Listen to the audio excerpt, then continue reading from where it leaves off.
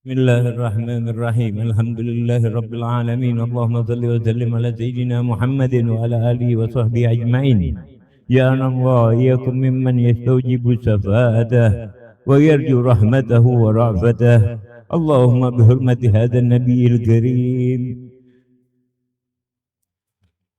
وآله وأصحابه السالكين على منهجه القويم، واجعلنا من خيار أمته، واسترنا بذيل حرمته، واسترنا غدا في زمرته، واستعمال ألسنتنا في مدحه ونصرته، وأهينا متمسكين بسنته وطاعته، وأمدنا على حبه وجماعته.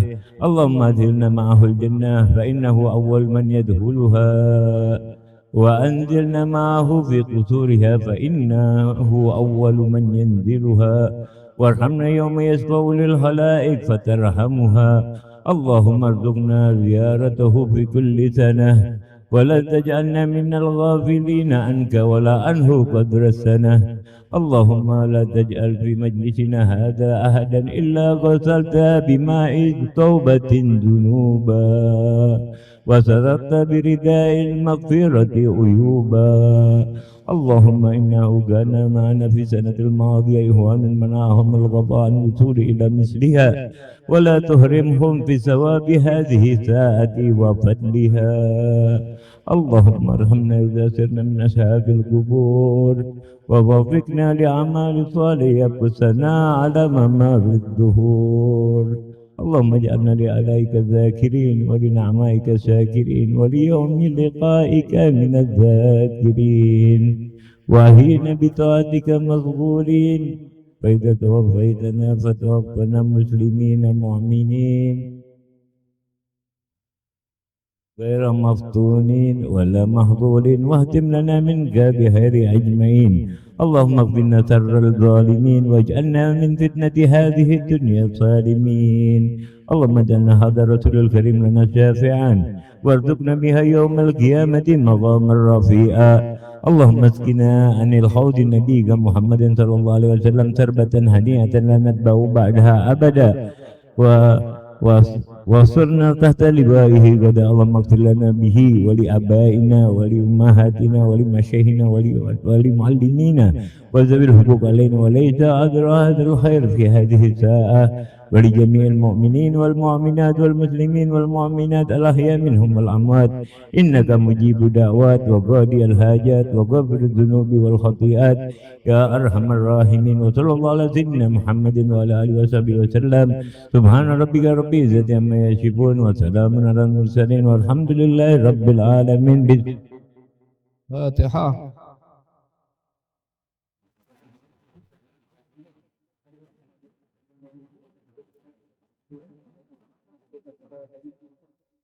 صراط الذين أنعمت عليهم غير المغضوب عليهم ولا الضالين آمين.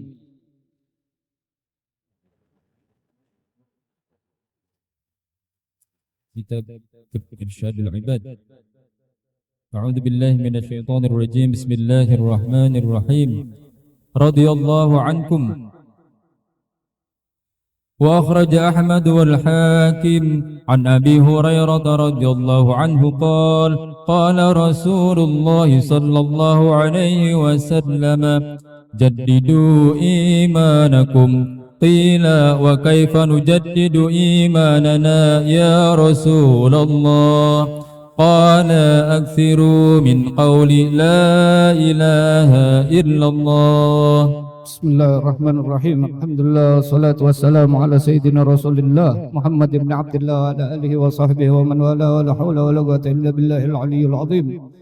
Amma ba'du, alhamdulillah pada malam hari ini, malam yang penuh keberkahan, insyaallah majelis kita didatangi oleh guru saya Al-Habib Ali bin Husain Syekh Abu Bakar bin Salim Habib Abdurrahman bin Abu Bakar Al-Habsyi, Habib Agil bin Salim bin Agil, dan para asatidz. Mudah-mudahan malam hari ini semakin bertambah rahmat untuk kita insyaallah. Di dalam kitab Irsyadul Ibad yang tadi dibacakan bahwasannya Nabi Muhammad sallallahu alaihi wasallam bersabda, jaddidu imanakum, perbaharuilah oleh kalian iman kalian. Qila kaifa nujaddidu imanana ya Rasulullah. Lalu para sahabat bertanya, bagaimana caranya kami memperbaharui iman kami ya Rasulullah? Qala, Nabi Yuna bersabda, fa'aksiru min qawli la ilaha illallah, maka perbanyaklah oleh kalian membaca kalimat la ilaha illallah. Di dalam kitab Sarah daripada Irsadul Ibad yang bernama Manahijul Imdad dikatakan, fa innaha tazidu qalban nuran, sesungguhnya mengucapkan kalimat la ilaha illallah akan menambahkan di dalam hati kita cahaya. Wa hiya kasyayfil qati'i li nafsil ammarah, dan kalimat ini, kalimat la ilaha illallah adalah seperti pedang yang memotong nafsul ammarah, nafsu yang mengajak kita untuk berbuat maksiat kepada Allah Subhanahu wa taala. Jadi nafsu itu ada berbagai macam. Yang paling jelek nafsu ammarah, dan yang bisa memotong nafsu ammarah tersebut adalah memperbanyak daripada membaca kalimat la ilaha illallah. Jadi kalau kita mau maksiat apa segala macam, kita baca la ilaha illallah, la ilaha illallah. Insya Allah keinginan kita untuk berbuat maksiat dihilangkan oleh Allah Subhanahu wa taala berkah membaca kalimat la ilaha illallah. Fa innaha targal mulazima laha an takuna nafsuhu lawwama. Sesungguhnya membaca kalimat la ilaha illallah akan meningkatkan yang tadinya nafsunya adalah nafsul ammarah menjadi nafsul lawwamah. Nafsul ammarah itu dia mengajak untuk selalu berbuat maksiat, sedangkan di atasnya nafsul lawwamah. Nafsul lawwamah sama, kita diajak berbuat maksiat, akan tetapi ada rasa penyesalan di dalam hati kita ketika kita melakukan maksiat. Artinya di dalam hati kita diberi cahaya oleh Allah Subhanahu wa taala untuk bertobat daripada perbuatan maksiat tersebut. Sampai kalau dia terus membaca kalimat la ilaha illallah, la ilaha illallah, yang tadinya nafsunya ammarah bisu naik ke nafsul lawwamah, lama-lama menjadi nafsul mutmainnah. Jadi nafsunya itu tenang, dan ini yang diamalkan oleh orang-orang yang soleh, memperbanyak kalimat la ilaha illallah sehingga nafsunya mutmainnah dan dia menjadi kekasihnya Allah. Insyaallah kita dipermudah selalu membaca la ilaha illallah.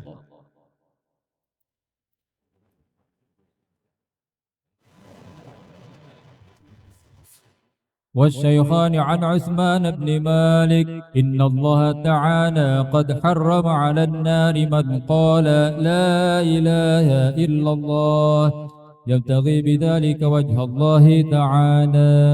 Dan juga ada dalam suatu riwayat hadis bahwasanya Nabi Muhammad SAW bersabda, Allah telah mengharamkan bagi neraka atas orang-orang yang mengucapkan la ilaha illallah, yang mengharapkan dengan ucapan tersebut keridhaan Allah Subhanahu wa taala dan pahala dari Allah Subhanahu wa taala. Ketika dia mengucapkan itu, insya Allah orang tersebut dijauhkan daripada nerakanya Allah Subhanahu wa taala. Wa Ibnu Asakir an Ali radhiyallahu عن النبي صلى الله عليه وسلم حدثني جبرائيل قال يقول الله تعالى لا إله إلا الله حسني فمن دخله أمن من عذابي.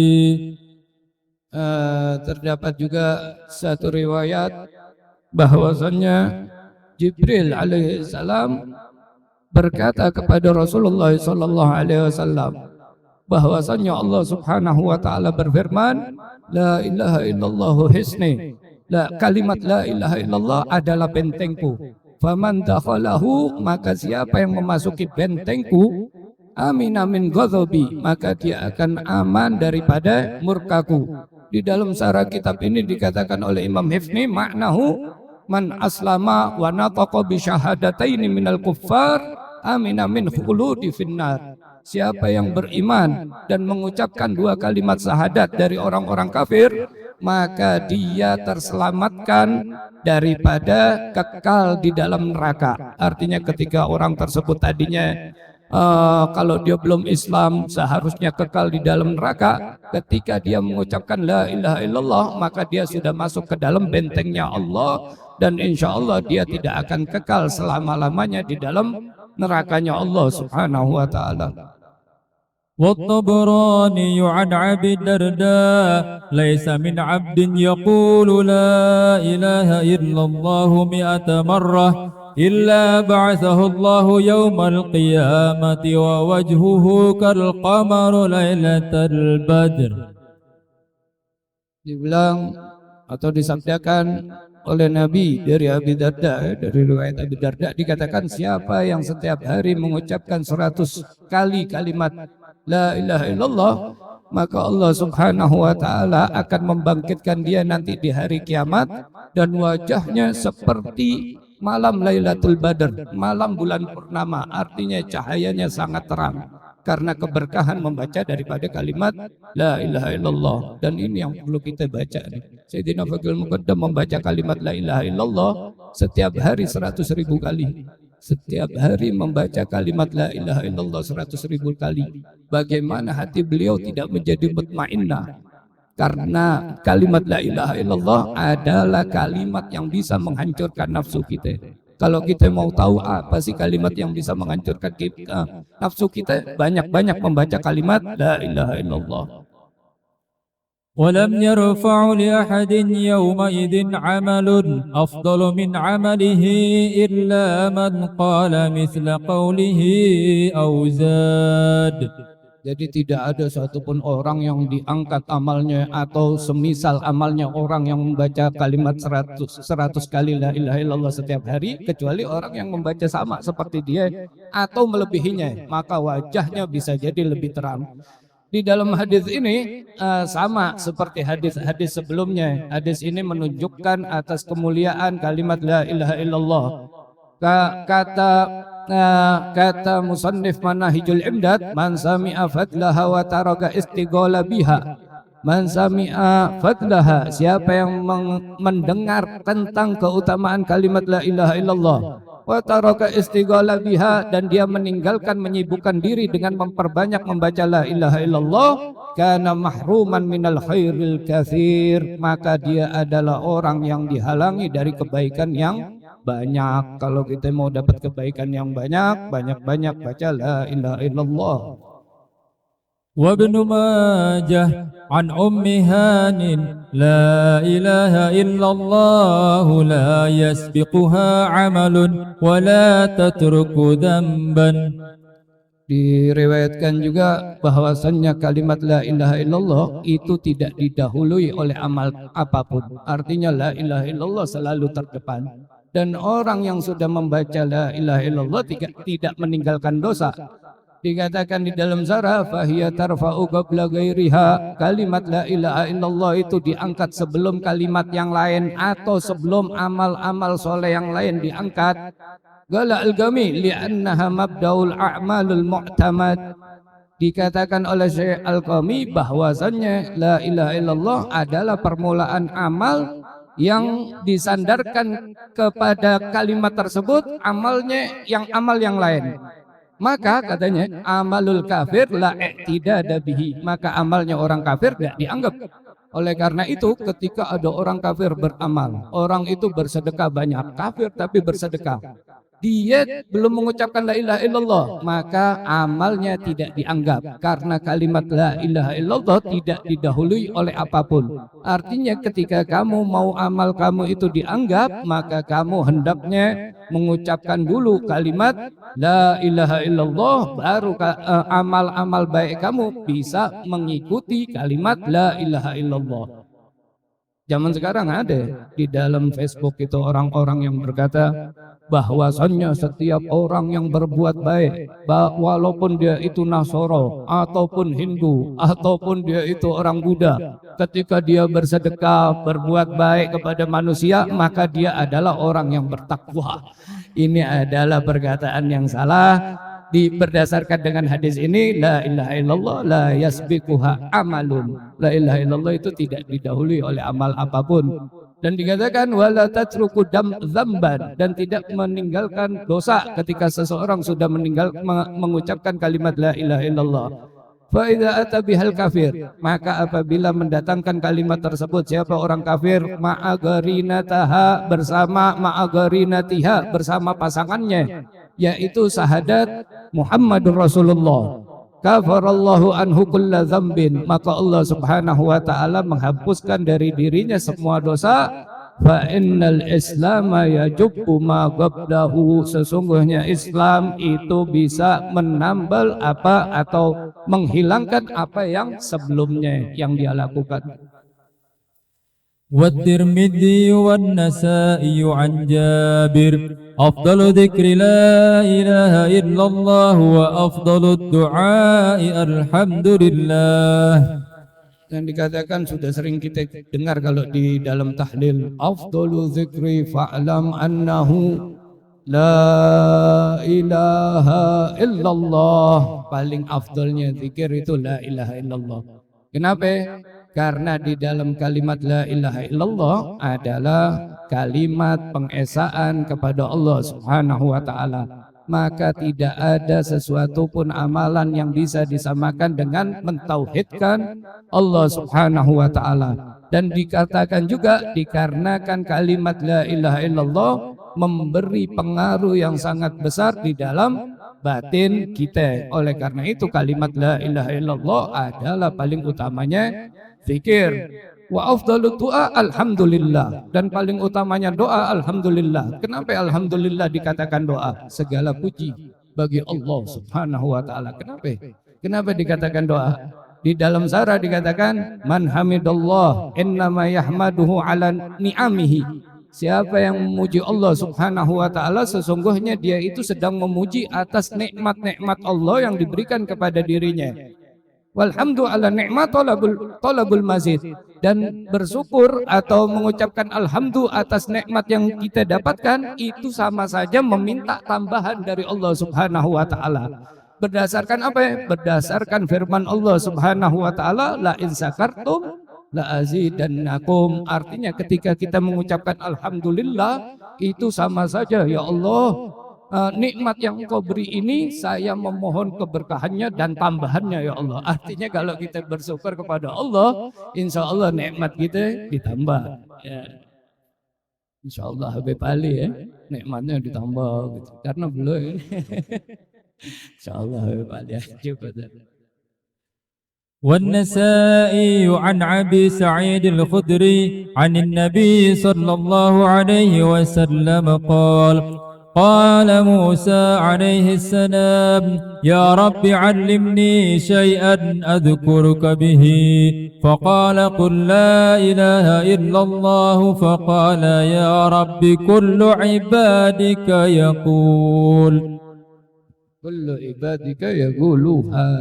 يقولون هذا كل عبادك يقول هذا إنما أريد شيئا تخصني به فقال يا موسى لو أن السماوات سبع وعامرهن غيري والأرضين السبع جعلت في كفة ولا إله إلا الله في كفة لمالت بهن لا إله إلا الله. Jadi dikatakan di dalam hadis ini bahwasanya Nabi Musa meminta satu amalan khusus dari Allah Subhanahu wa taala. Lalu Allah Subhanahu wa taala memberikan kepada Nabi Musa alaihi salam kalimat la ilaha illallah. Lalu Nabi Musa alaihi salam, biasa Nabi Musa ini suka bertanya kembali kepada Allah. Ya Allah, katanya, semua hambamu ini katanya membaca kalimat la ilaha illallah. Saya mau saya mau amalan yang khusus untuk saya, yang berbeda dengan hamba-hambamu yang lain. Lalu Allah Subhanahu wa taala berfirman kepada Nabi Musa, jika seluruh langit dan bumi yang 7 ini ditaruh di satu timbangan, kemudian kalimat la ilaha illallah ditaruh di dalam timbangan yang lain, maka kalimat la ilaha illallah akan lebih berat dibandingkan langit yang 7 dan bumi yang 7 atau seluruh alam semesta. Kalimat la ilaha illallah.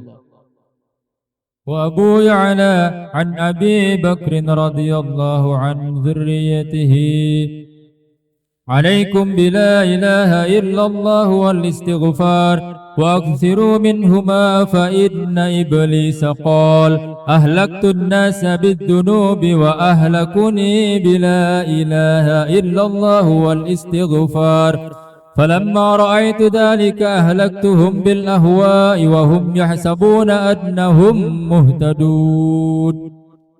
Dan diriwayatkan oleh Imam Abu Ya'la bahwasannya ada perintah untuk kita memperbanyak kalimat la ilaha illallah dan memperbanyak istighfar kepada Allah Subhanahu wa taala. Karena dikatakan sesungguhnya Iblis alaihissalam berkata, ahlaqtun nas bidzunub. Saya ini menghancurkan manusia dengan dosa. Jadi kalau kita itu melakukan dosa kepada Allah, kita itu lagi dipermainkan sama iblis, dihancurin sama iblis. Laknatullah.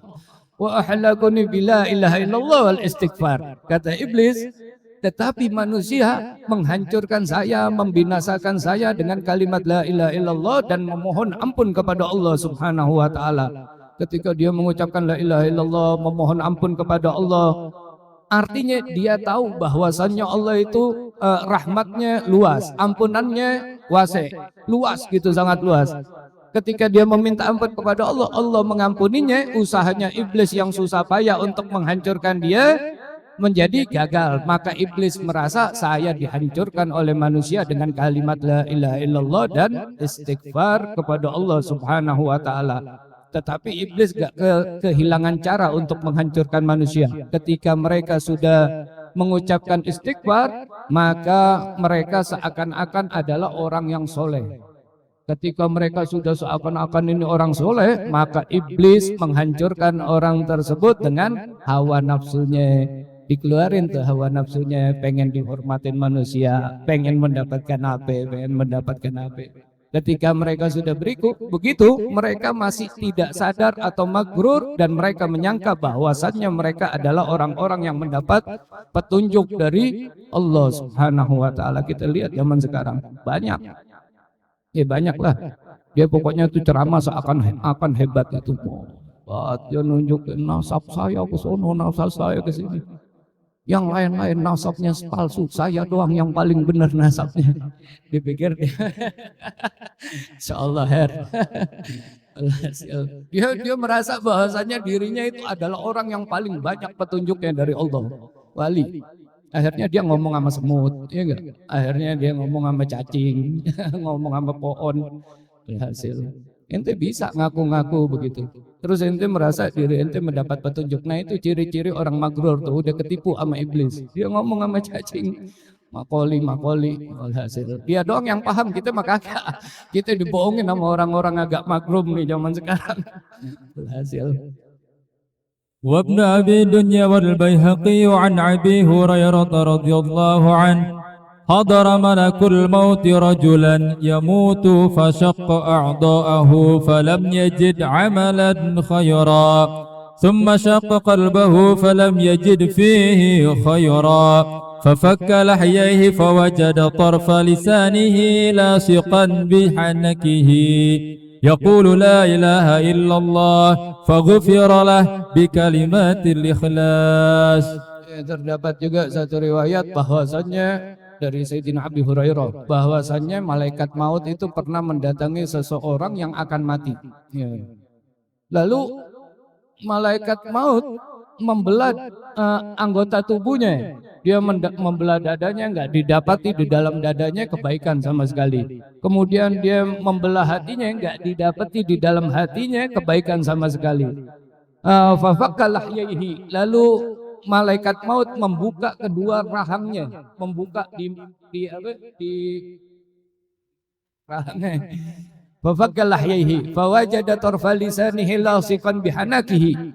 Lalu malaikat maut mendapati di ujung lisannya yang menempel dengan tenggorokannya, ya qulu la ilaha illallah, cuma itu kebaikannya. Faghfira lahu bikalimatil ikhlas, maka Allah Subhanahu wa taala mengampuni dia dengan sebab kalimat ikhlas, yaitu kalimat la ilaha illallah. Mudah-mudahan dengan berkumpulnya kita membaca tahlil, baca la ilaha illallah, itu adalah satu amalan yang bisa menjadikan kita mati dalam keadaan husnul khotimah dan mendapatkan ampunan dari Allah Subhanahu wa taala. Kalimat la ilaha illallah penting. Cukup dengan kalimat la ilaha illallah kita menjadi mulia. Bukan dengan nasab kita, bukan dengan mengaku ngobrol sama cacing, bukan ngobrol sama semut. Cukup dengan kalimat la ilaha illallah Muhammadur Rasulullah, itu sudah cukup untuk menjadikan kita bangga bahwasannya kita menjadi umat yang dipilih oleh Allah Subhanahu wa taala mengikuti Nabi kita Muhammad sallallahu alaihi wasallam. Jadi nggak perlu lagi macam-macam, cukup la ilaha illallah Muhammadur Rasulullah, minta dijaga oleh Allah Subhanahu wa taala sampai umur kita berakhir dan kita masih tetap berada di bawah bendera la ilaha illallah Muhammadur Rasulullah. Cukup. وأبو داود وأحمد عن معاذ من كان آخر كلامه لا إله إلا الله دخل الجنة نسأل الله الكريم الودود أن يختم كلامنا بكلمة التوحيد. وحكى إمامنا محمد بن إدريس الشافعي رضي الله عنه قال: رأيت بمكة نصرانيا يدعى بالأسقف وهو يطوف بالكعبة، فقلت له: ما الذي رغبك عن دين آبائك؟ فقال: بدلت خيرا منه. Qultu fa kaifa kana dzalik. Jadi begini, ada satu cerita dari Sayyidina Muhammad bin Idris, yaitu Imamuna Syafi'i radhiyallahu anhu. Ketika beliau berada di Mekah, beliau melihat seorang Nasoro, orang kafir, yud'a bil uskuf, yang mana Nasoro itu dipanggil uskuf, artinya ketuanya orang kafir. Apa itu? Pendetanya orang kafir, uskuf. Wa huwa yatufu bil Ka'bah. Imam Syafi'i kenal dia Nasoro, tiba-tiba dia tawaf di tengah di sekeliling Ka'bah. Faqultu lahu, lalu kata Imam Syafi'i radhiyallahu anhu, malladzi raghabaka an dini abaik? Apa yang membuat kamu berpaling dari agama moyang kamu? Apa yang membuat kamu berpaling dari agama ayah-ayah kamu? Faqala putiltu khairan minhu. Saya sudah ganti agama saya dengan yang lebih baik, katanya. Faqultu wa kaifa kana dzalik? Lalu Imam Syafi'i berkata, bagaimana itu bisa terjadi, katanya? Apa yang membuat kamu mengganti agama moyang kamu dengan agama yang baru ini, yaitu agama Islam? Faqala badaltu khairan minhu. Qultu fa kaifa kana dzalik? Fahaka li annahu rakibal bahr. Qala falamma tasawwadna fihi inkasaratil markabu fasallimtu ala lawhin fama ralatil amwaju tudafi'uni hatta ramatni fi jaziratin min jazairil bahr fiha ashjarun kathirun walaha absarun ahalla minasyahud wa alyanu minasyahdi. Syahdi itu madu. Ahalla minasyahdi. Wa fiha nahrun jarin adbun. Qala. Jadi yang menyebabkan itu Nasoro masuk ke dalam agama Islam, dia cerita bahwasannya dia ini pernah naik kapal mengarungi lautan. Qal falamma tawassatna fihi inkasharatil markab. Ketika kita sudah berada di tengah lautan, tiba-tiba kapalnya pecah atau kapalnya karam. Fasalimtu 'alal luh. Lalu saya selamat karena berpegang di atas papan, kata beliau, kata orang Nasoro yang masuk Islam ini.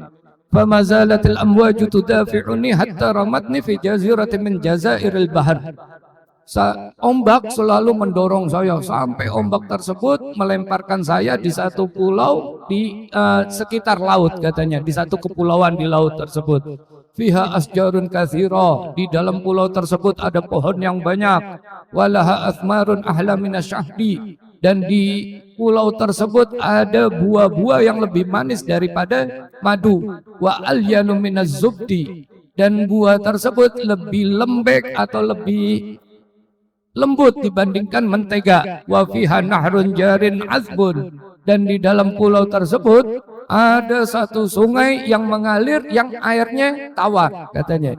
Qala faqultu alhamdulillahi ala dzalik. Ketika beliau mendapatkan hal itu, dia berkata alhamdulillah. Jadi orang-orang Nasara Arab itu bersyukurnya sama alhamdulillah. Alhamdulillahi ala dzalik. Atau kan dia berbicara setelah masuk Islam, ya, alhamdulillah. Saya memuji kepada Allah atas itu.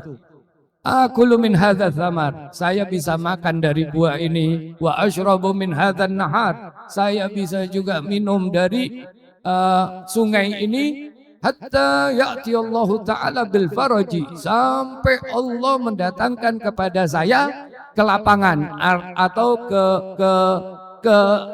ke lapangan, hilang kesusahannya karena dia terdampar di tengah-tengah pulau. Falamma dhahaban nahar, ketika sudah hilang ini waktu siang, wajah al-lail, dan sudah masuk waktu malam, artinya dia itu terdamparnya siang hari. Ya, siang ternyata di dalam pulau tersebut ada buah manis, terus buahnya lebih lembut dari mentega, ada sungai, kan di laut kan susah cari air tawar. Nah ini ada air tawarnya. Dia bilang alhamdulillah, saya bisa makan dari buahnya, saya bisa minum dari airnya, sampai Allah mendatangkan kepada saya satu kelapangan. Falamma dhahaban nahar wa ja'al lail khiftu ala nafsi minadz zawab. Ketika sudah pergi waktu siang dan masuk waktu malam, saya takut terhadap hewan yang ada di pulau tersebut katanya. Fa'alautu sajaratan wa nimtu ala gusnin, maka saya naik ke atas satu pohon dan saya tidur di atas cabang pohon tersebut. Falamma kana fi wastil lail, dan ketika sudah masuk waktu malam, wa idzan bidzabatin ala wajhil ma, tiba-tiba ada satu hewan di atas permukaan air, kata Nasoro ini katanya. Yusabbihullah, hewan tersebut bertasbih kepada Allah bilisanin fasih, dengan lisan yang fasih. La ilaha illallahul ghaffar, tidak ada Tuhan yang patut disembah tidak ada Tuhan yang patut disembah kecuali Allah Subhanahu wa taala yang Maha Pengampun. Muhammadur Rasulullah Nabiyul Mukhtar. Ini zikirnya jin. La ilaha illallahul ghaffar Muhammadur Rasulullah Nabiyul Mukhtar. Jadi binatang itu, kata si Nasara ini, mengucapkan zikir ini ketika dia nongol dari air. La ilaha illallahul ghaffar Muhammadur Rasulullah Nabiyul Mukhtar. Falamma wasalatid dabbati ilal bar, ketika si dabbah ini sampai ke daratan, idzan ra'suha ra'sun na'amah, tiba-tiba saya lihat kepalanya dabbah tersebut kepala burung onta. Na'amah itu di kamus artinya burung onta. Wa wajhuha wajhu insan, katanya. Dan wajahnya berwajah manusia, palanya pala burung onta, wajahnya wajah manusia. Wa qawaimuha qawaimu ba'ir, dan kaki-kakinya kaki-kaki onta. Nah itu kalau kita ngelihat gitu bagaimana kira-kira? Iya, palanya burung onta, mukanya manusia, kakinya kaki onta. Wallah. Wa dzanabuha dzanabus samakata, dan ekornya ekor ikan. Bagaimana itu binatang? Fakhiftu ala nafsi. Iya, ini Nasoro, takut juga dia. Fahiftu ala nafsi, maka saya takut atas diri saya nih, al-halaka, kehancuran katanya. Waduh, kalau begini saya bisa mati nih ketemu sama hewan begini. Fanazaltu minas sajarah wa wallaitu hariban, maka saya pun turun dari pohon tersebut dan saya kabur terbirit-birit. Ketika saya kabur, faltafatat ilayya, maka dabbah tersebut nengok kepada saya. Wallah, tadinya kagak kelihatan kalau dia di atas pohon tuh. Tiba-tiba dia kabur, takut. Iya, akhirnya itu hewan nengok. Waduh, siapa tuh yang kabur? Waqalat kim, lalu dabbah tersebut berkata, diam ente, berhenti ente, katanya. Wa illah lakta, kalau kamu nggak berhenti kamu bakalan celaka, katanya. Fawaqaftu, lalu saya pun berhenti, kata si pendeta ini. Faqalat li, lalu hewan tersebut berkata kepada saya, madinuka, agama kamu itu apa ya katanya? Kata si hewan atau ya jin lah berbentuk hewan, kepala burung onta, muka manusia, kakinya kaki onta, ekornya ekor ikan. Kamu ini agamanya apa ya katanya? Yang ditanya sama jin agamanya. Allah. Iya walhasil. Matinuka. Fakultu an-Nasraniyah. Agama saya adalah agama Nasoroh kata dia. Faqalat waihak ya khasir. Celakalah kamu wahai orang yang merugi. Hari kemerdekaan kita harus ada bebek toleransi ya, toleransi. Ini kan cuma cerita untuk menguatkan keimanan kita. Jadi Nasoro zaman dulu ada yang taubat nih zamannya Imam Syafi'i masuk Islam. Mendingan ikut beliau nih karena dia udah ketemu sama jin. Ketemu sama jin ya. Irji'ilah hanafiyah kata si jin ini, kembalilah kamu kepada agama yang lurus katanya. Fa innaka qad halalta bi fada'iqa min mu'minil jin katanya. Sesungguhnya kamu ini si orang Nasoro ini sudah masuk ke dalam satu perkarangan dari kaum jin katanya. La yanju minhum illa muslim. Tidak ada yang selamat dari jin-jin Islam ini kecuali orang Islam katanya. Fakultu, lalu orang Nasoro ini daripada gua mati mendingan gua masuk Islam dah katanya. Fakultu wa kaifal Islam. Bagaimana sih caranya masuk Islam? Daripada aneh enggak tahu sama jin-jin kali itu baru satu aja dia kabur. Gimana kalau itu dibilang perkarangan jin atau tempat berkumpulnya jin, terus jin ini ngelapor, di sana ada orang Nasoro, ya udah kita gebukin. Bahaya. Akhirnya dia bilang, kaifal Islam, bagaimana masuk agama Islam? Fagalat, lalu jin atau dabbah tersebut berkata, Tashhadu an la ilaha illallah wa anna Muhammadan Rasulullah. Engkau bersahadat bahwasannya tidak ada Tuhan yang patut disembah kecuali Allah dan Muhammad adalah utusan Allah. Fakultuha, maka kata Nasoro, ya udah saya ikut, tapi ini ikutnya bukan karena terpaksa, karena memang melihat keajaiban Allah Subhanahu wa taala, lalu dia masuk ke dalam Islam. Fakultuha, maka saya pun mengucapkan kalimat syahadat. Tsumma qalatid dabbah, lalu si dabbah ini berkata, turidul muqam huna amir ruju' ila ahlik. Kamu mau tinggal di sini, tinggal sama bangsa jin atau kamu mau balik kepada keluarga kamu katanya. Faqultu ar-ruju' ila ahli. Saya mau kembali aja kepada keluarga saya. Ya, daripada saya tinggal sini ngelihat benda aneh-aneh. Makanya inti jangan gaya-gayaan gitu cari ilmu buat bisa ngelihat yang gaib gitu.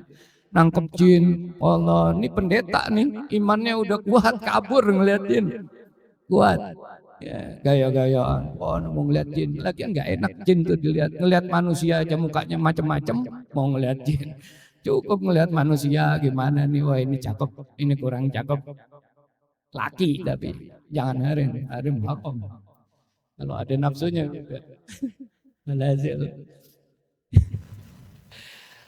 Bagalat umkut makanak. Udah kalau begitu kamu diam di tempat kamu ini katanya. Hatta yahtazza bika markab, sampai nanti lewat satu tumpangan atau kapal katanya. Pemakastu makani, maka saya pun diam di tempat saya. Wa nazalatid dabbah fil bahar. Terus dabbah ini balik lagi ke laut. Famagabat an aini hatta marra markabun wa rukab. Dan belum hilang ini dabbah masuk ke dalam air tersebut atau belum hilang dari pandangan saya, tiba-tiba datang kapal dan di dalam kapal tersebut ada beberapa rukab, ada nakoda-nakodanya katanya.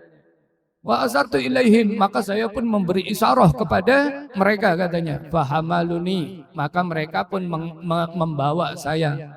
Faizan, tiba-tiba fil markab 12 rajulan kulluhum nasara. Di dalam kapal tersebut ada 12 orang dan semuanya Nasoro. Fa'ahbartuhum, maka saya ceritakan, saya itu tadi di pulau ketemu jin. Palanya burung onta, mukanya manusia. Kakinya kaki onta, ekornya ekor ikan. Dan di situ ternyata tempatnya jin ngumpul atau markasnya jin. Kalau misalnya saya nggak masuk Islam, dia cerita ini, akhirnya saya bersahadat. Nah, nahkoda dan orang-orang yang ada di kapal tersebut mendengar ceritanya si pendeta ini,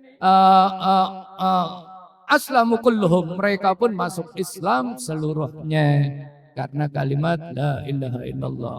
Ada 2 cerita lagi di dalam Irsadul Ibad itu. Tetapi kita mau dengar dari Habib Ali bin Husain bin Syah Bakar bin Salim. Sedikit lagi Habib Abdurrahman insya Allah datang. Nggak tahu kapan itu dia. Tapi dia bilang insya Allah OTW ini mau sampai.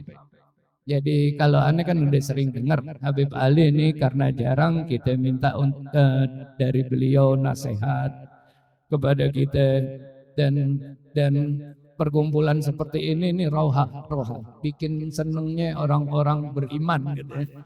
Karena apa ya? Karena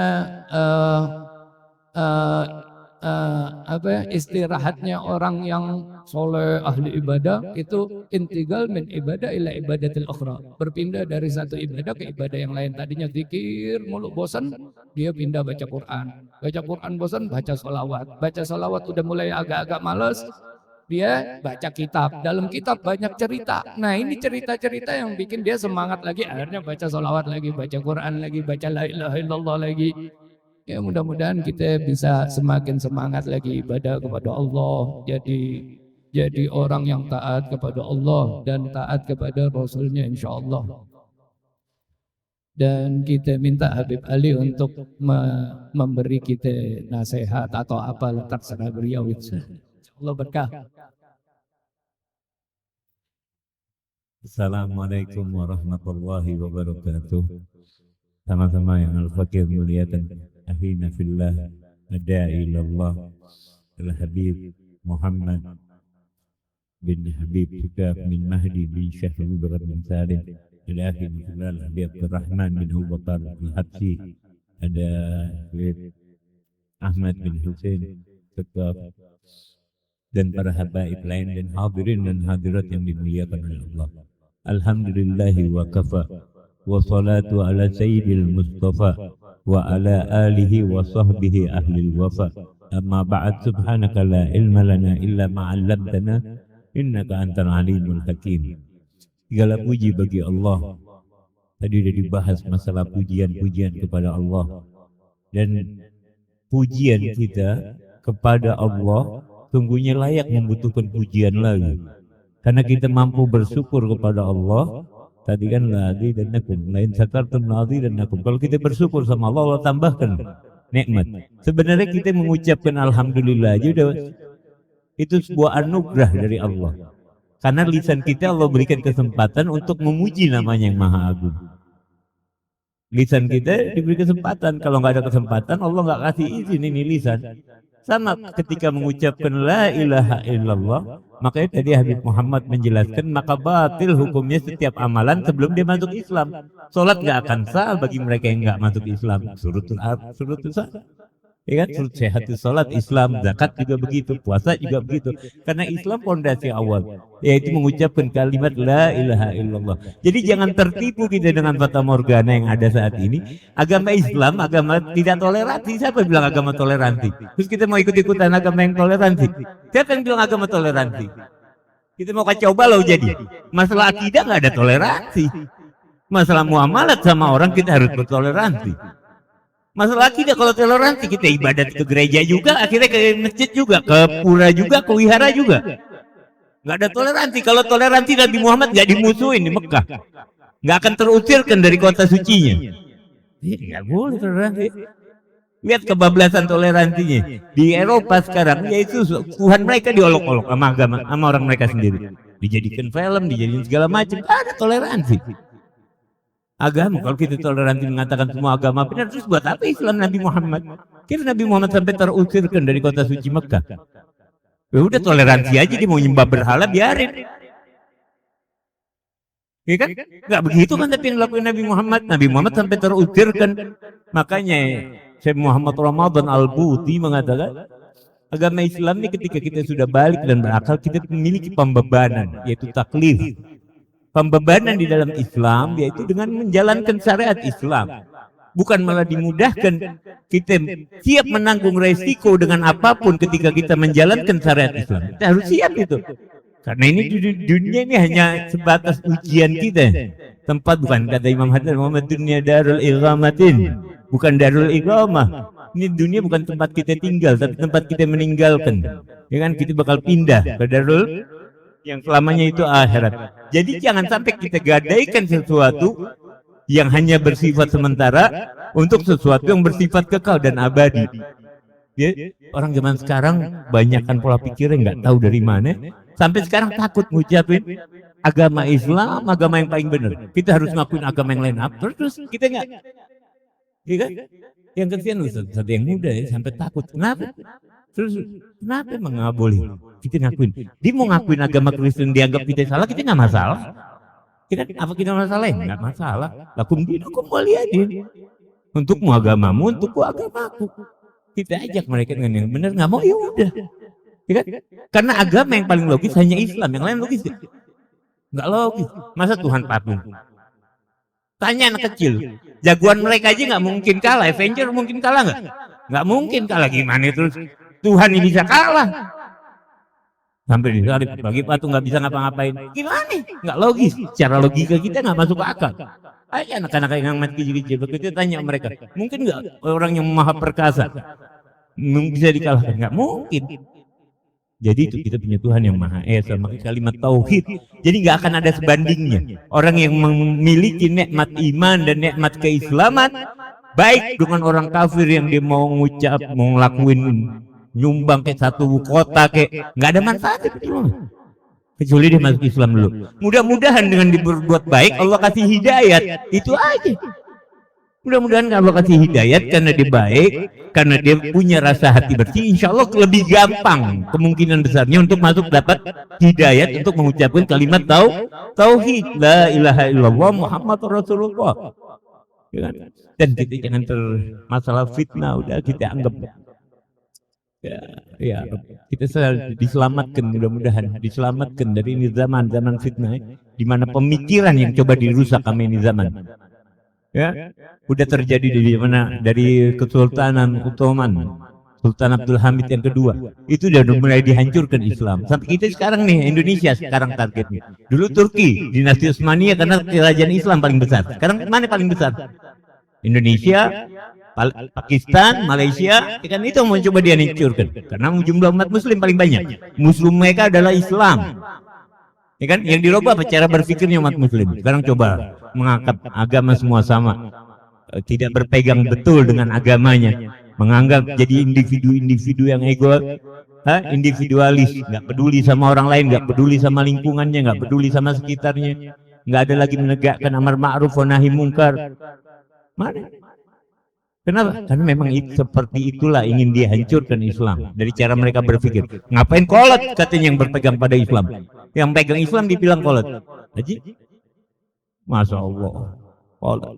Dia dianggap orang yang berpikiran sempit. Mereka yang berpikiran sempit, mereka yang nggak mengakui keislaman seseorang, mereka punya pikiran sempit.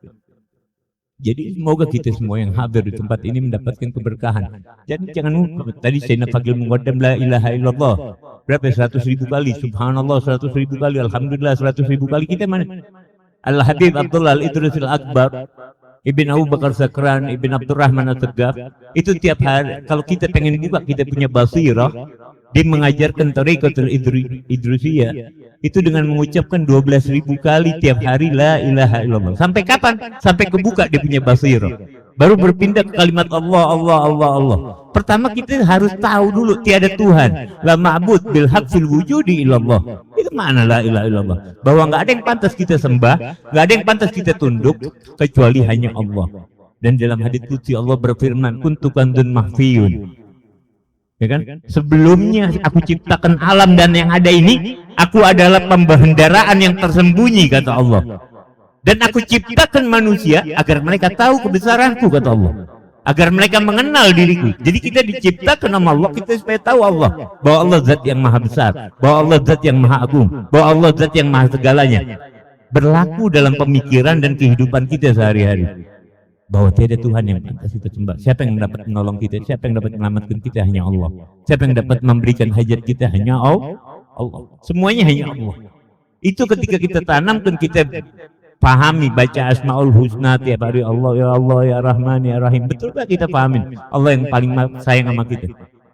Kita sering suudzon sama Allah. Entar kita gimana nasib kita kalau di dalam kubur, gimana nasib orang tua kita di dalam kubur. Kita udah suudzon duluan sama Allah. Kata Ibn Arabi di dalam kitab Wasiyahnya, termasuk wasiat yang ketiga kalau masalah. Siapa yang suudzon dia dapatkan itu. Karena Allah inda dzannil abdi, karena Allah di dalam prasangka hambanya. Kalau kita prasangka Allah baik sama kita, Allah Maha Pengampun, Allah Maha Pengasih, Allah Maha Penyayang, Allah Maha memberikan rezeki. Gak akan berkurang kekayaan Allah. Walaupun dikabulkan semua hajat dari yang awal sampai yang akhir, gak akan pernah berkurang kekuasaan Allah. Jadi alhamdulillah, lakukan ini dengan benar, mengucapkan la ilaha illallah adalah nikmat. Syukuri ini nikmat. Jadi akan ditambah Allah kelezatan mengucapkan kalimat la ilaha illallah, kenikmatan ketika kita menyebut nama Allah. Ini suatu luar biasa yang gak ada harganya. Amal apapun gak akan pernah sebanding. Biar kata kita puasa siang malam, kalau kita nggak beriman sama Allah nggak ada manfaat. Jadi kita syukuri ini nikmat yang paling besar, nikmat yang agung yang Allah berikan sama kita. Dan la ilaha illallah jadi imanakum billah ilaha illallah. Makanya aslafuna jazakumullah khairal habib saya bin Abu Bakar bin Muhammad As-Sagaf anak kutub di dalam biasanya kalau khutbah nikah syaratnya orang saksi nikah adalah adil syahadat. Orang yang adil syahadat siapa? Siapa zaman sekarang yang adil syahadat? Siapa coba kita nggak mampu. Adil syahadat siapa? Orang man lam yattaqib kabira wa lam yasir ala saghira. Orang yang nggak pernah ngelakuin dosa besar. Siapa di antara kita nggak pernah ngelakuin dosa besar? Ghibah dosa besar, namimah dosa besar, fitnah dosa besar. Walam yasir ala saghira, dan tidak sering melakukan dosa kecil. Dan ketaatannya jauh lebih banyak daripada kemaksiatannya. Mana itu hari? Mana ini hari ini orang yang adil syahadat? Ada. Habib Muhammad Naami, kok kita oleh dosa mulu kita lihat di jalanan perempuan dosa, ya kan? Ya, siapa mana? Makanya diajarkan di situ dengan kalimat taubat, mengulangi keimanan kita. Ada tubuh ilallah min jami'il ma'asi, tubna ilallah min tarki sholat, terus diajak syahadat ulang. Ya, mengucapkan kembali dua kalimat syahadat. Karena kalau orang udah mengucapkan dua kalimat syahadat dan bertobat, wa man taba ala dzambi kama la dzamba lahu. Siapa orang yang bertobat dari dosa, maka dia seakan-akan udah nggak punya dosa. Betul, jangan kita bangga sama amal kita. Amal kita nggak pantas banggain. Kita syukurin boleh, kita banggain amal kita yang kita jangan. Karena kata Ibnu Athaillah di dalam kitab Al-Hikam, berapa banyak orang yang terjerumus ke dalam lubang karena ketaatannya. Tapi berapa banyak orang yang berbuat maksiat karena penyesalannya Allah angkat setinggi-tingginya. Jadi jangan kita bangga dengan taat. Kita bisa taat karena Allah. Kita bisa sholat, kita bisa duduk di sini, kita syukurin karena Allah izinkan kita. Berapa banyak orang yang mahrum ini hari diharamkan sama Allah. Tadi katanya orang yang nggak nyebut la ilaha illallah, Allah berikan keharam dijegal dari kebaikan-kebaikan yang banyak. Kita alhamdulillah Allah berikan kebaikan yang banyak. Kita dengerin, kita ucapin dalam lisan kita tanamkan di dalam jiwa kita. Kebaikan yang banyak Allah tanamkan dalam diri kita. Ya, saya Abu Bakar bin Salim di awal suluknya cuman baca Bismillahirrahmanirrahim, Bismillahirrahmanirrahim. Tapi dengan benar-benar apa yang baca? Kita nggak ngamalin dengan benar-benar, kita nggak pahami dengan benar-benar. Karena nggak asar akan ada kalau kita betul-betul amalkan. Akan timbul asar, akan lahir di dalam jiwa kita bekas dari bacaan yang kita baca. Ya kan? Berakibat pada amal-amal yang baik, perbuatan yang baik, pandangan yang baik, perilaku yang baik. Kenapa? Karena kita melakukan kebaikan-kebaikan kepada Allah Subhanahu wa taala. Bahwa kita yakin semua yang ada sama diri kita. Jadi kalau orang mau sombong sama dirinya, apa yang mau disombongin? Semuanya milik Allah. Apa yang kita mau sombongin? Kita dari tetes sperma kembali jadi bangkai. Di tengah-tengah kehidupan kita dapat ilmu, ilmunya milik Allah. Di zaman Habib Abdullah bin Umar Asy-Syatiri, kisah sedikit, ada seorang syekh yang karena udah lama duduk di ribet tarim merasa sombong. Wah, dia udah pangkat.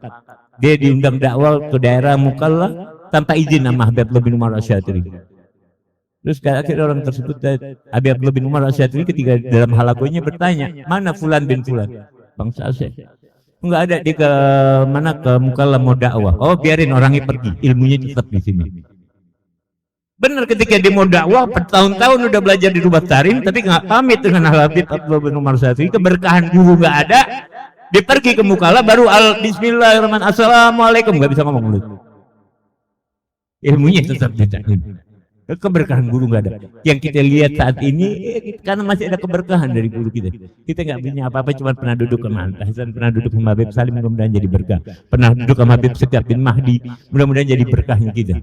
Jadi berkahnya kita pernah melihat wajah mereka orang-orang soleh yang bersambung terus. Mereka orang-orang soleh pernah melihat guru mereka orang-orang soleh, pernah melihat guru-guru mereka orang soleh, pernah melihat guru-guru mereka orang soleh yang sampai Nabi Muhammad bin Abdullah. Yang mudah-mudahan karena berkat perantara itu yang menyelamatkan kita kelak di yaumul qiyamah, yang akan dibariskan kita bersama barisan mereka, akan dikumpulkan dan dibangkitkan almarhum aman ahab. Kalau kita cinta sama orang soleh, udah yang nggak demen ya udah biarin, kita doain, kita angkat, kita mintakan sama Allah supaya dia diangkat derajatnya. Kalau diangkat derajatnya, diam mulutnya, dia nggak banyak ngomong lagi. Kita minta doain orang-orang yang bersih. Kita kadang nggak mau bermusuhan sama siapapun, cuman kalau ada yang salah wajib kita ingatkan. Ya kan, kalau mau dengar alhamdulillah, udah. Yang penting kita doakan semoga kita semua mendapatkan rahmat dan limpahan rahmat dari Allah, kita diangkat derajatnya berkat Habib Segaf bin Mahdi bin Syekh Bakar bin Salim, berkat Fahril Wujud ya bin Salim yang Maula Inat. Nanti hati-hati, Syekh Bakar bin Salim bilang jangan wahdar tubi husrona lisiwana. Jangan kalian sebarkan mana akhir fitnah akhir zaman ini, karena kita sering bercerita tentang sesuatu yang bukan buat halayak umum. Kata Syekh Bakar bin Salim, jangan kalian ceritakan rihalku, keadaanku kepada orang-orang di selainku. Di awal qasidah nih, wahdar tubihu sirrana lisiwana, rahasia-rahasia, karena rahasia hanya untuk orang-orang dekat, rahasia nggak disebarluaskan. Mudah-mudahan kita mendapatkan rahasia ini, rahasia yang menjadikan hidup kita semakin bermanfaat, hidup kita semakin bermakna, hidup kita bermanfaat bagi lingkungan, bagi keluarga, bagi keadaan kita. Jadikan kita kemerdekaannya. Indonesia sudah merdeka, jangan dijajah pikiran kita, jangan mau kita terjajahkan dengan pemikiran-pemikiran yang keluar dari konsep Islam yang dibawa dari Nabi Muhammad. Segala sesuatunya kita timbang kepada Nabi Muhammad. Semoga sesuatunya kita minta kepada Allah Subhanahu wa taala, kita dijaga dengan sebaik-baik penjagaan. Ya Allah ya Rabbana, semoga Allah jaga kita dengan baik penjagaan. Karena siapa yang bisa jaga kita? Kita bisa jaga anak kita 24 jam, bisa? Yang pakai CCTV aja kita nggak bisa kontrol 24 jam. Tapi kita bisa minta penjagaan sama Allah dengan penjagaan yang sungguh-sungguh, ya kan?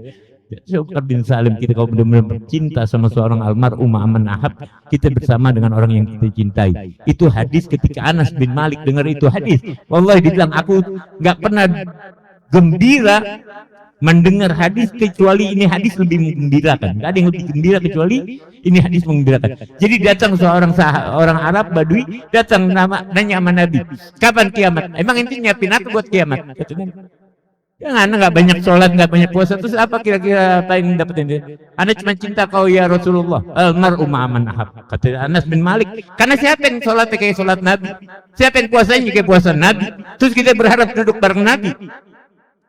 Hah? Kita berharap kumpul sama orang soleh, kita kayak Syekh Bakar bin Salim. Nah, jauh. Ahlan wa sahlan bil Habib Abdurrahman. Udah, kita selesai.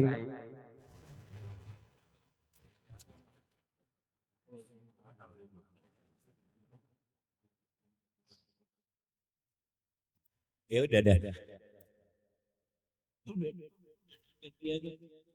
Udah ada gantian ya. Ya alhamdulillah. Mudah-mudahan kita semua dapat keberkahan orang-orang soleh. Dulu abah kita ini abahnya Habib Abdurrahman, abahnya Habib Segaf, abahnya Habib Muhammad Habib Segaf Mahdi sama Sayyidil Amabane. Satu pondok. Alhamdulillah kita kemudian kumpul kembali jadi satu pondok.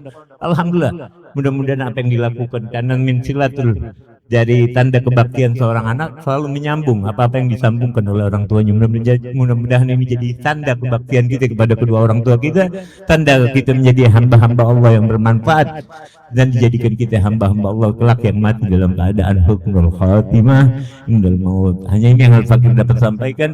Wabillahi taufiq wal hidayah. Wassalamualaikum warahmatullahi wabarakatuh. Waalaikumsalam.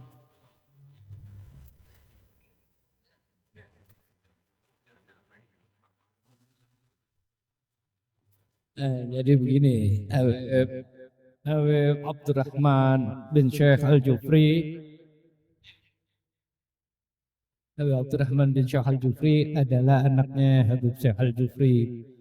Beliau termasuk lulusan terbaik dari Pondok Pesantren Darul Hadis, abahnya Habib Abdurrahman, sama abahnya Habib Ali pun termasuk lulusan terbaik daripada Pondok Pesantren Darul Hadis Al-Fiqhiyah. Mereka semuanya belajar dari Habib Abdullah. Begitu juga Sayyidul Walid Habib Segaf yang sekarang kita adakan acara hallnya juga termasuk lulusan daripada Darul Hadis Habib Abdullah bil Fiqih. Dan alhamdulillah kita bertiga anak-anaknya bisa menyambung silaturahmi. Itu yang maksudnya Habib Ali tadi, bisa menyambung silaturahmi sebagaimana, dan satu pondok.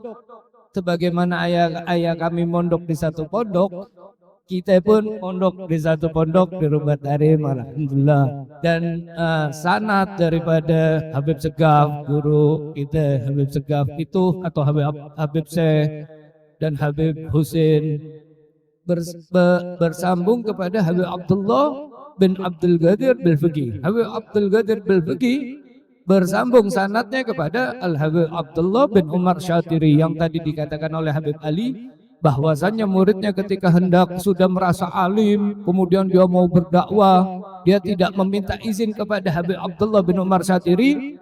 Habib Abdullah bin Umar Syatiri berkata, biarin dia berdakwah, tetapi ilmunya tetap di sini. Dia berdakwah tanpa membawa ilmunya, padahal dia sudah hafal banyak, ilmunya udah dia pelajari dengan susah payah, tetapi tidak mendapatkan keberkahan guru. Mudah-mudahan kita hadir ke sini dapat keberkahan guru kita, insyaallah. Dan kita minta Habib Abdurrahman bin Syekh untuk memberi kita nasihat sedikit sejam juga kagak ngapa-ngapa kalau kuat.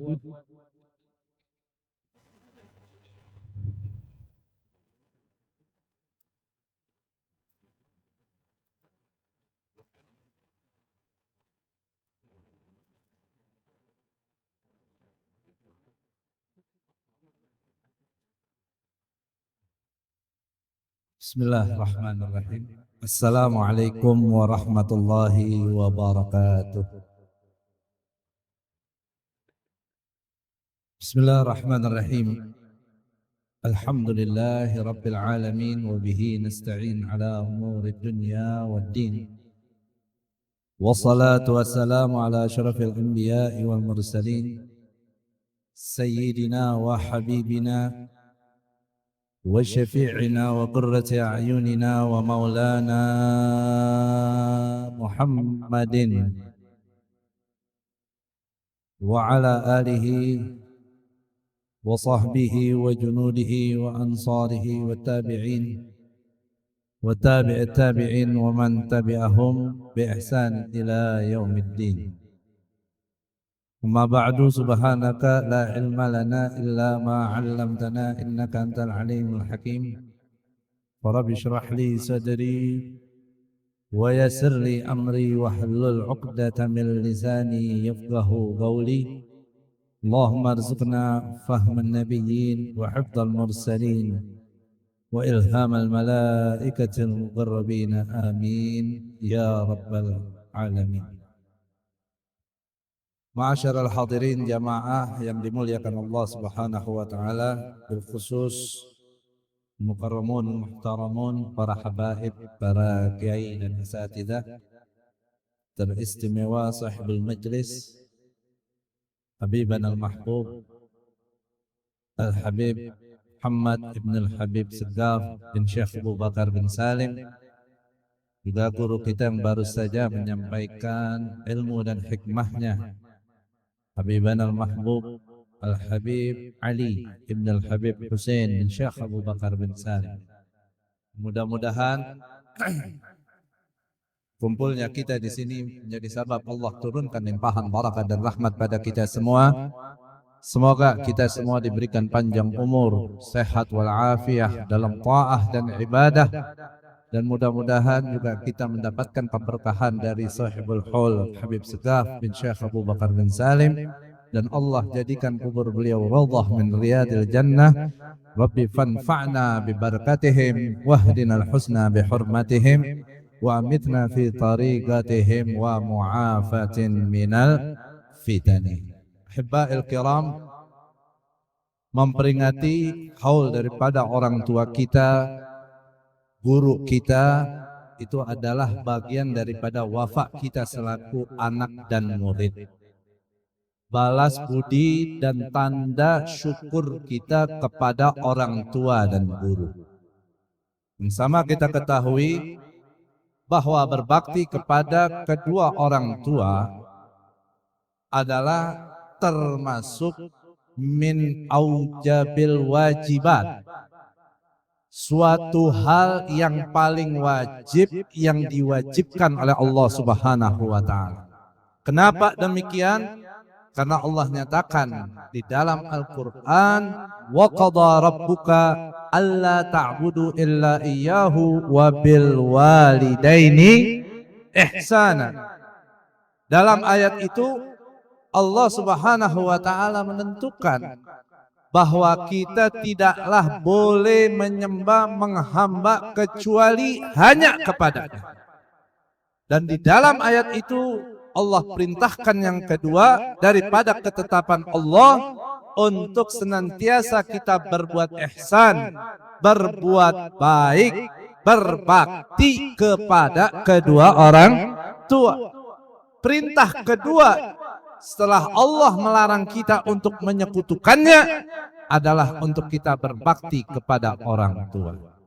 Oleh karenanya kita dicontohkan oleh guru kita pada malam ini kita memperingati haul daripada Imam Sayyidil Walid Al-Habib Segaf Ibn Mahdi bin Syekh Abu Bakar bin Salim, yang juga alhamdulillah pada kesempatan malam ini kita bisa bersilaturahmi, dan saya sangat bahagia dan bangga bisa hadir dalam majlis ini karena tadi sebagaimana disampaikan oleh Habib Muhammad bahwa kita punya orang tua dulu adalah juga merupakan sahabat perjuangan ketika menimba ilmu di Pondok Pesantren Darul Hadis Al-Faqihiyah di Kota Malang.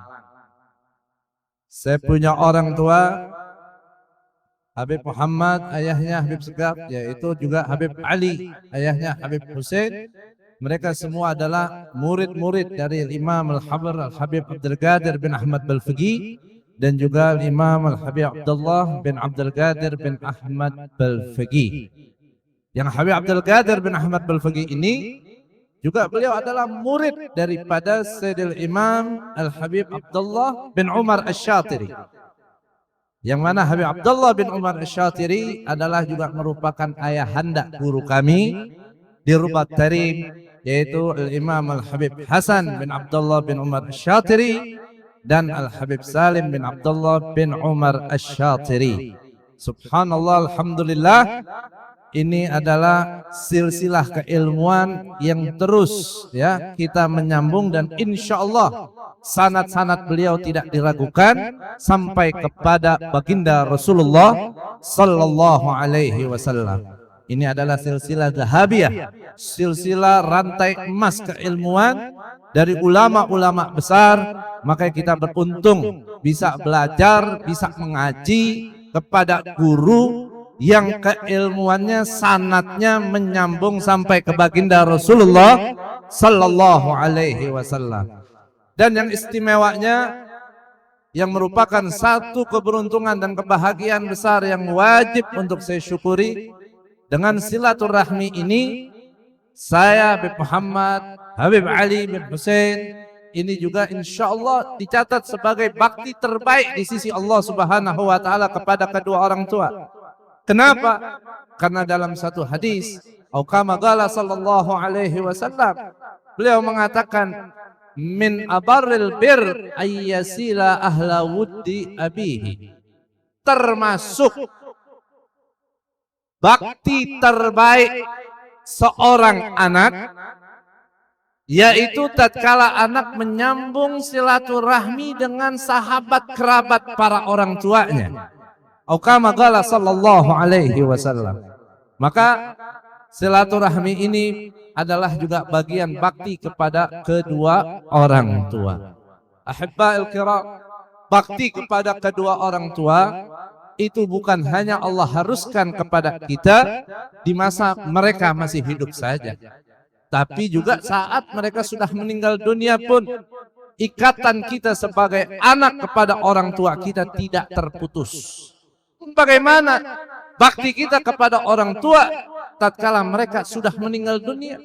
Jadi antara cara dengan kita mendoakan orang tua, mengirimkan pahala daripada ayat-ayat suci Al-Quran yang kita bacakan, surat Al-Fatihah, Yasin, atau apapun itu ayat Al-Quran yang kita baca, zikir, tahlil, dan rangkaian yang kita hadiahkan kepada beliau, pahala kita hadiahkan untuk mereka, dan itu sangat-sangat bermanfaat untuk mereka. Kita istighfar untuk mereka, yang insya Allah istighfar kita kepada orang tua bukan hanya membuat ampunan Allah kepada mereka, tapi juga bisa menghapus daripada dosa-dosa kita. Bukan berarti kita memperingati haul hanya cukup mendoakan orang tua dalam 1 tahun 1 kali aja. Ini ibarat hadiah istimewa yang nggak mungkin kita setiap hari melakukan ini, nggak bisa. Tapi setidaknya ada dalam 1 tahun sekali kita hadiahkan yang lebih super, lebih besar untuk orang tua kita. Namun tanpa kita lupakan tiap hari kita selalu mendoakan kedua orang tua kita. Di ayat lain Allah Subhanahu wa taala berfirman, "Wa anishkurli wali walidaik." Dan bersyukurlah kepadaku dan bersyukurlah kepada kedua orang tuamu.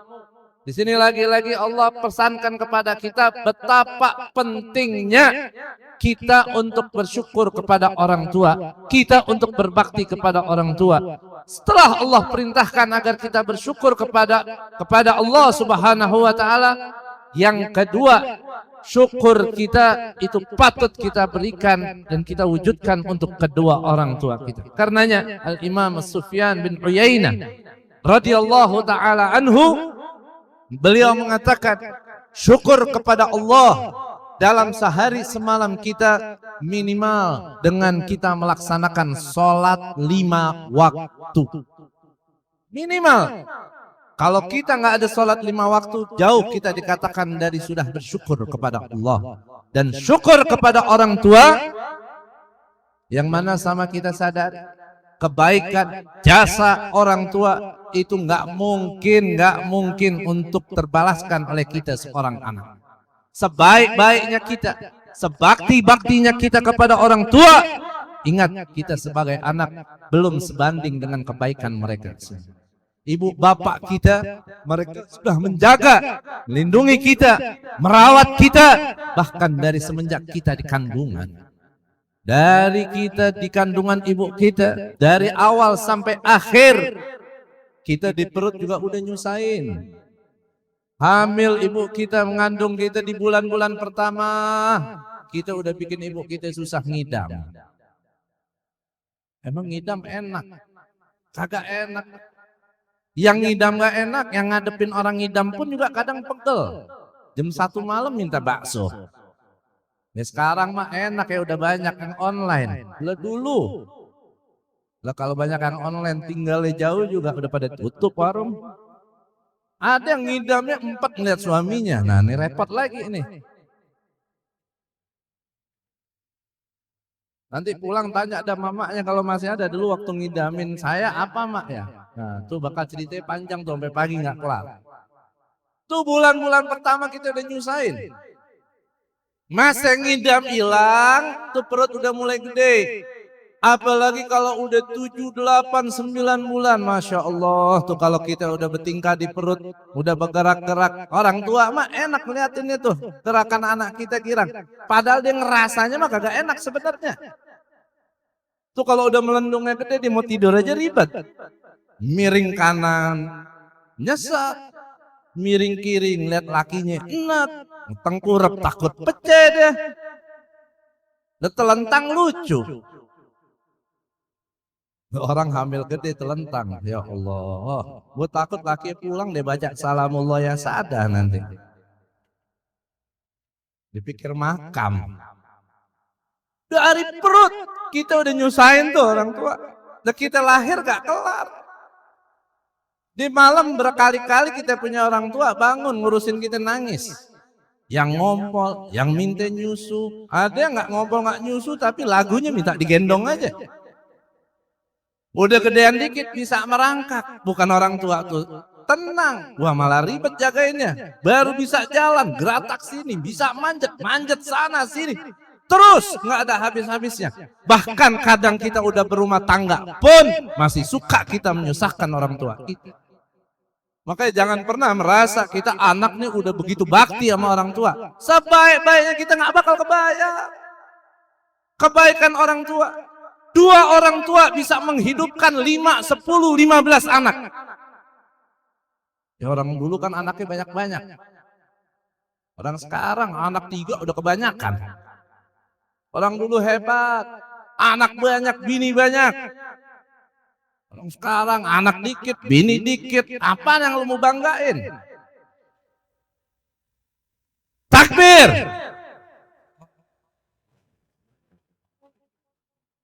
Ngomongin bini lu pada ketawa. Orang dulu nih ya, nggak punya HP, kagak ngerti laptop, TV kadang masih hitam putih, itu pun kudu kaya dulu. Antena ketiup angin udah gresek tuh gambar. Bini 3, 4, tanah di mana aja deh, kontrakan banyak, anaknya banyak, subhanallah. Biar kata hidupnya nggak keren-keren banget gaya kayak orang sekarang nih, ya. Telepon atuh di rumah buat sekeluarga. Dulu kan begitu ya. 1 nomor telepon buat sekeluarga. Tapi hidupnya makmur gak? Berkah gak? Tenang gak? Senang gak? Dan sekarang kita coba. Wah, kalau buat teknologi mah canggih banget. HP nggak 1, 2. Biar kata kredit semua. TV LED yang udah tipis banget tuh. Udah nggak pakai antena, udah Android. Udah keren semuanya. Tapi ya kalah sama orang dulu. Dia anak banyak masih bisa ngewarisin harta. Sekarang ngarisin utang. Anak dikit, bini dikit, utang. Nah, makanya jangan lupain salaf kita, para pendahulu kita. Mau gaya-gayaan sekarang kita lebih pintar, lebih hebat. Wa kullu khairin fittiba'i man salaf wa kullu syarrin fiktida'i man khalaf. Tiap kebaikan itu tatkala kita mau mengikuti para pendahulu kita. Pendahulu yang baik, ya, pendahulu yang nggak benar ada juga. Siapa Beb contohnya? No Fir'aun. Gue contohin Fir'aun aja deh. Yang ngikutin jejak Fir'aun ngaco dah. Tapi kalau kita ngikutin salaf kita seperti guru kita lah Habib Segaf bin Syekh Abu Bakar bin Mahdi bin Syekh Abu Bakar bin Salim, Masya Allah. Ilmunya banyak, ibadahnya banyak, anaknya banyak, bininya banyak, hartanya banyak. Wah, mantap kayak begitu. Wah, elah, bini atuk tuh yang begitu.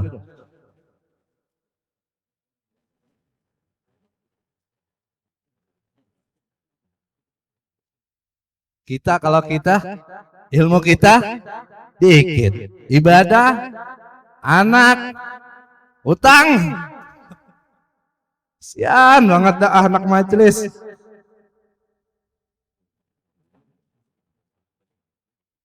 Tapi biar kata dikit semua, insya Allah nggak ngurangin cinta Allah sama kita semua.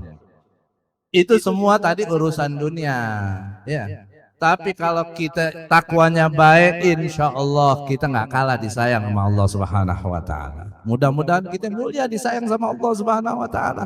Jangan sampai di dunia udah sedih begitu tuh serba dikit, di akhirat miskin lagi. Ya, jangan sampai begitu.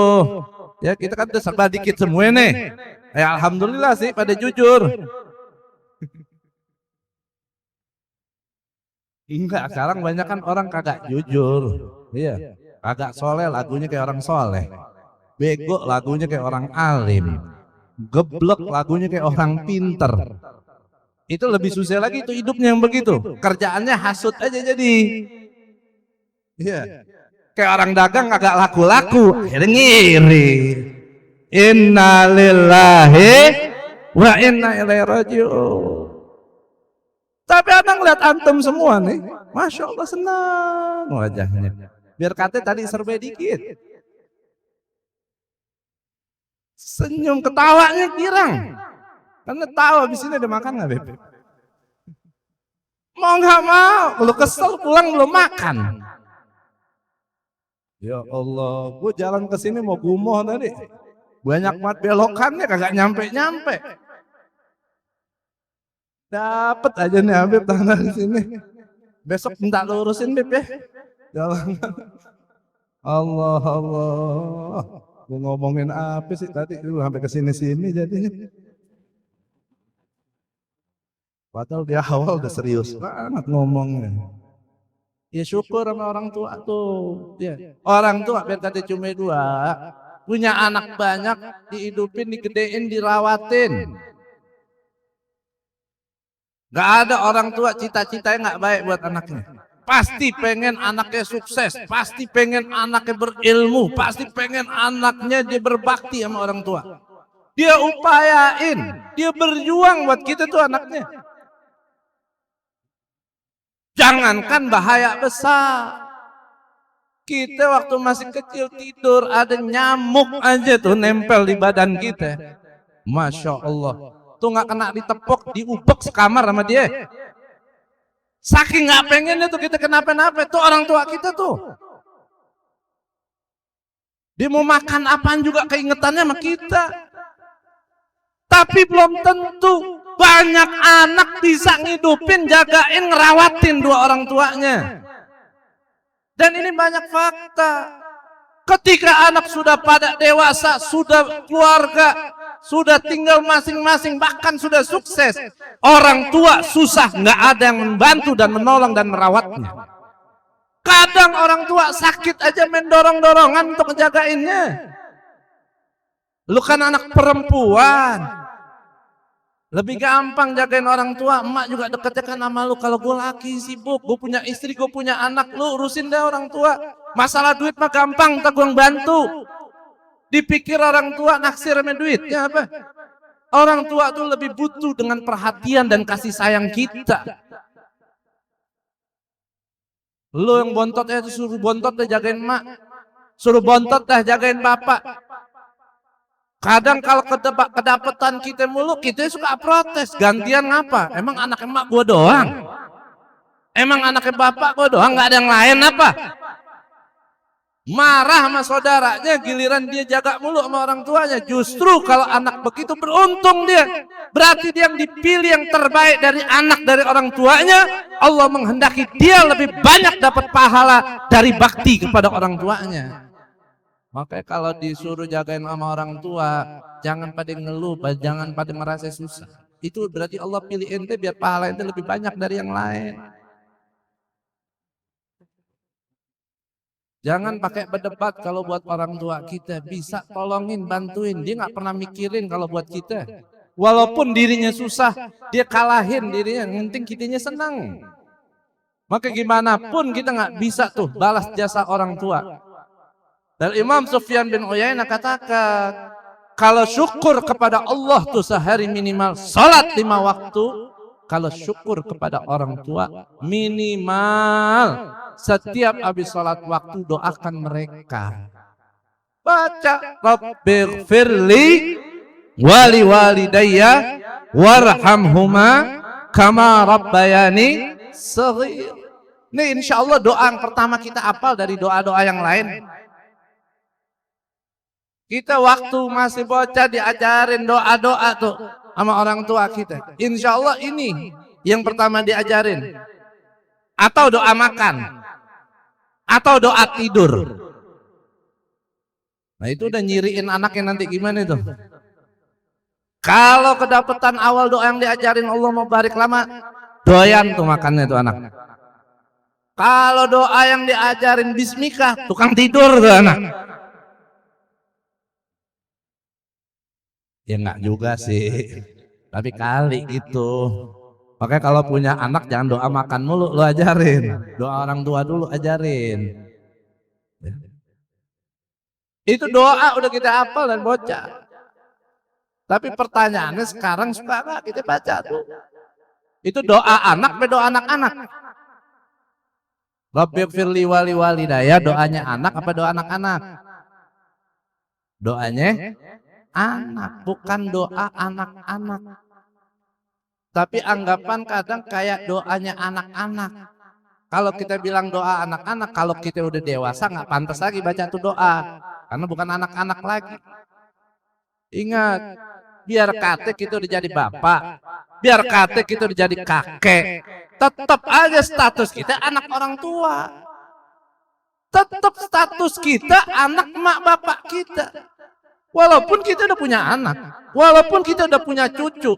Jangan giliran udah punya anak cucu, stop baca doa Rabbighfirli wali walidayya. Salah. Kalau kita nggak pernah doain orang tua kita, jangan harap nanti punya anak mau ngedoain kita. Jangan cuma bisa nyuruh anak baca doa, kita sendiri kagak baca doa. Semua tuh doa-doa harian jadi kayak doa anak-anak sekarang. Hatta doa makan tadi. Lempengan anak mau makan. Bismillah dulu Neng, Bismillah dulu Tom. Coba baca doanya apa?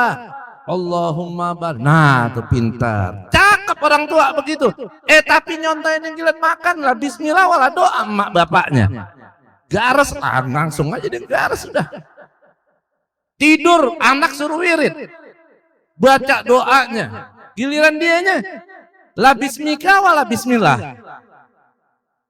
Jadi bukannya doa anak-anak, semua doa-doa kita umat Islam, umatnya baginda Nabi besar Muhammad Sallallahu Alaihi Wasallam. Jadi minimal banget tuh, jangan sampai kurang. Tiap habis sholat 5 waktu, kalau kita angkat tangan doa, baca tuh Rabbighfirli wali walidayya warhamhuma kama rabbayani shaghira. Allah antum bisa ulang tuh doa 3 kali. Kalau 3 kali antum baca 5 waktu, udah berapa kali? 15 kali. Bahkan kita diajarin sama guru kita, setiap habis baca doa azan, baca lagi tuh Rabbighfirli wali walidayya, Rabbighfirli wali walidayya sampai 5 kali. Yang ngajarin sampai 7 kali. Emang yang benar berapa kali? Yang benar lu baca, jangan sampai lu nggak baca. Lu mau 2 kali, 3 kali, 4 kali, 5 kali, 100 kali juga nggak apa-apa. Yang penting baca. Tuh kalau habis azan kita baca 5 kali, azan 5 kali, tinggal kaliin diri dah. Tambah lagi habis sholat. Pokoknya jangan sampai setiap angkat tangan kita berdoa kepada Allah, tidak ada kita mendoakan orang tua kita. Insya Allah setiap doa yang kita panjatkan kepada Allah, semua permintaan kita kepada Allah dengan doa kita untuk orang tua kita, itu akan yang mengangkat semua doa kita dan ijabah oleh Allah Subhanahu wa ta'ala. Maka mudah-mudahan setelah dari majelis ini kita bisa menjadi anak yang lebih berbakti lagi kepada orang tua kita, dan mudah-mudahan Allah karuniakan kita anak-anak yang berbakti kepada kita semua. Amin ya rabbal alamin. Assalamualaikum warahmatullahi wabarakatuh.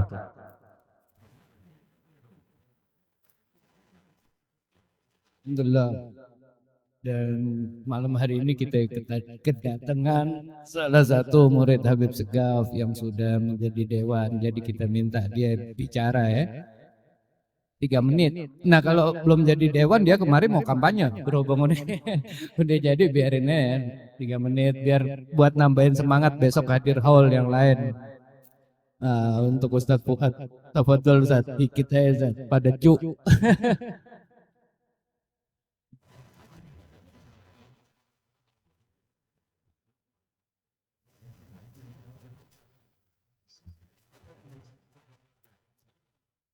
Assalamualaikum warahmatullahi wabarakatuh. Bismillahirrahmanirrahim. Alhamdulillahirabbil alamin.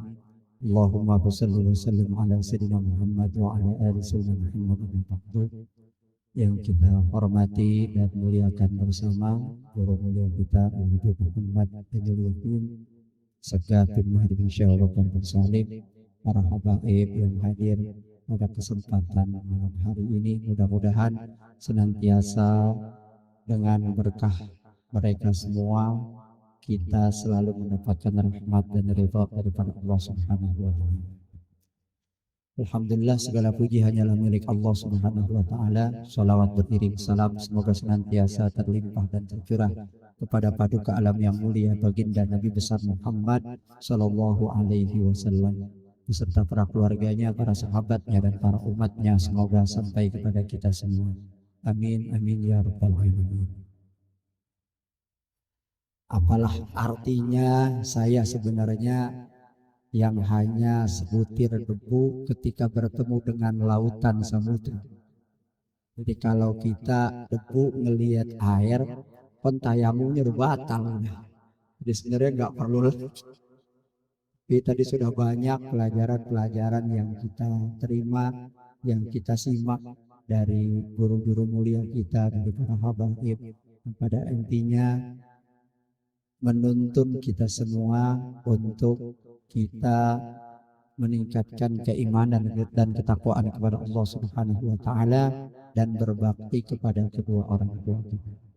Dan alhamdulillah per hari ini apa yang tadi disebutkan oleh guru kita, alhamdulillah berkah dari doa teman-teman semua, berkah dari doa guru mulia kita, berkah dari Abah Segap.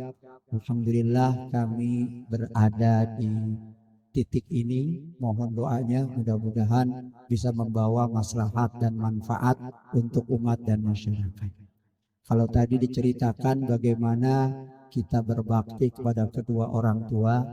Jadi kemarin ketika pencalonan menjadi anggota dewan, kita makan orang punya apa-apa. Duit orang gablek apa orang gabung begitu.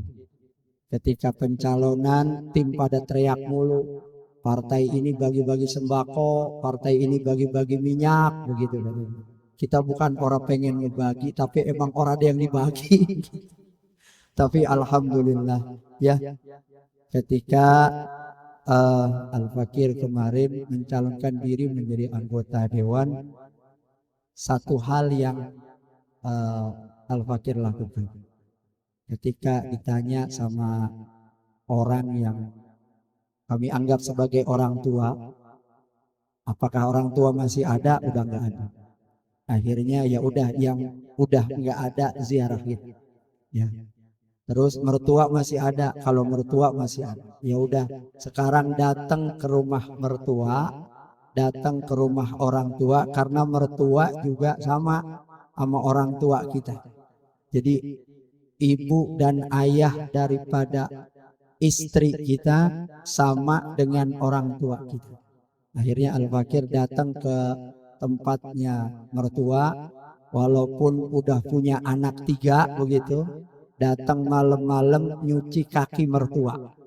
Wah ini ada pengennya ini ya, nyuci kaki mertua. Alhamdulillah berkah dari doa orang tua, berkah dari doa guru. Mohon doanya mudah-mudahan di tanggal 27 Agustus besok, mudah-mudahan Allah ridhoi Al-Fakir untuk bisa dilantik menjadi anggota DPRD Kabupaten Bogor periode 2024-2029. Dan mudah-mudahan besok kami mengajak kepada seluruh jamaah yang hadir di sini, kalau hari ini kita datang sendiri, datang berdua, besok mudah-mudahan bisa datang 10 orang. Ya kalau sekarang yang datang 100 orang, mudah-mudahan kali 100-nya. Ya 100 orang, tiap 1 orang bawa 100 orang, lumayan banyak juga. Mudah-mudahan berkah melimpah untuk kita semua, dan mudah-mudahan kita menjadi orang-orang yang senantiasa selalu mengharap ridha dan rahmat dari Allah Subhanahu wa taala, terutama dari majelis-majelis mulia seperti ini. Dan mudah-mudahan barakat daripada Sahibul Haul, barakat daripada guru besar kita Abah Segap, mudah-mudahan apa yang menjadi hajat, niat, maksud kebaikan kita diijabah oleh Allah Subhanahu wa taala. Dan mudah-mudahan apa yang menjadi problematika kita dalam kehidupan diberikan solusi dan jalan keluar oleh Allah Subhanahu wa taala.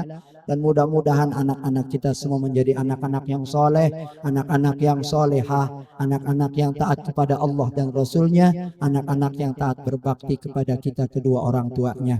Dan mudah-mudahan kita juga selaku anak bisa berbakti kepada kedua orang tua kita, ayah dan ibu kita, walaupun mereka sudah tidak ada di tengah-tengah kita semua. Amin amin ya rabbal alamin. Terima kasih. Akhirul kalam. Allahumma wafiq ila qawmi thariq. Wassalamualaikum warahmatullahi wabarakatuh.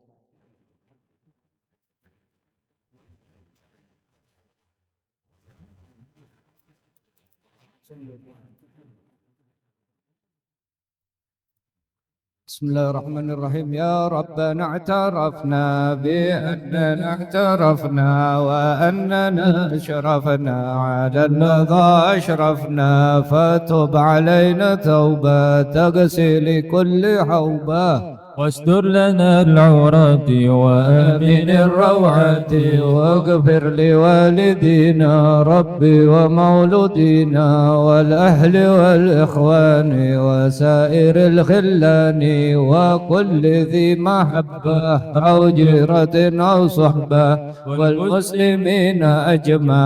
آمين ربي أسمع فضلا وجودا منا لا باكتساب منا، فالرسول نحظى بكل سول. صلى وسلم ربي عليه عد الحب وآله وصحبه عدد طص صحبي، والحمد للإله في البدء والتناهي. صلى الله على سيدنا محمد وعلى آله وصحبه وسلم. الحمد لله رب العالمين. قبول قول آمين. قبول.